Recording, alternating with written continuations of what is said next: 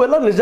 ಆದರೆ ನಿಶ್ಚಿತವಾಗಿಯೂ ಜಾರಕಿಹೊಳಿ ಕುಟುಂಬದವರು ಇದಕ್ಕೆಲ್ಲ ಉತ್ತರ ಕೊಡುವಂಥ ಅನಿವಾರ್ಯ ಪ್ರಸಂಗ ನಿರ್ಮಾಣ ಆಗ್ತಾ ಇದೆ. ಏನೋ ಮೌನ ಆಗಿರ್ಬೋದು, ಅವ್ರು ಪ್ರಯತ್ನ ಮಾಡಿಲ್ಲ ಅಂತ ಇಲ್ಲಿ ಅರ್ಥ ಅಲ್ಲ, ಆದರೆ ಆಗಬೇಕಾಗಿತ್ತಲ್ಲ.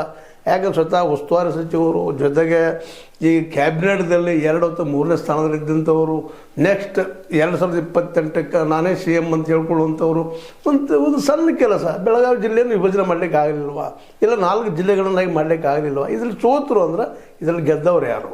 ಗೆದ್ದವರು ಇದರಲ್ಲಿ ಮೊದಲನೇದಾಗಿ ಲಕ್ಷ್ಮೀ ಸವದಿ, 2ನೇದಾಗೆ ನಮ್ಮ ಮಹಾಂತೇಶ್ ಕೌಜಲಗಿ, 3ನೇದಾಗೆ ರಮೇಶ್ ಕತ್ತಿ ಅವರಂತೂ ಸ್ವತಃ ಹೇಳಿದರು. ಅವರು ಚಿಕ್ಕೋಡಿ ಅತನಿ ಬೆಳಗಾವಿ ಜಿಲ್ಲೆ ಮಾಡ್ರಿ ಅಂತ ಮಾತಾಡಿದರು. ಸ್ವತಂತ್ರವಾದ ಮೀಡಿಯಾಗೆ ಬೇಕಾಗಿರುವುದು ಸ್ವತಂತ್ರ ಧ್ವನಿ. ಆ ಸ್ವತಂತ್ರ ಧ್ವನಿ ಉಳಿಸಲು ನೀವು ಮಾಡಬೇಕಾದದ್ದು ಇಷ್ಟೇ. ಅದೇನಪ್ಪಾ ಅಂತಂತಂದ್ರೆ ನಿಮ್ಮ ಕೈಲಾದಷ್ಟು ಸಹಾಯ ಈ ಚಾನಲ್ಗೆ ಮಾಡಿ ಹಾಗೂ ನಿಮ್ಮ ಧ್ವನಿಯನ್ನು ಕಾಪಾಡಿಕೊಳ್ಳಿ.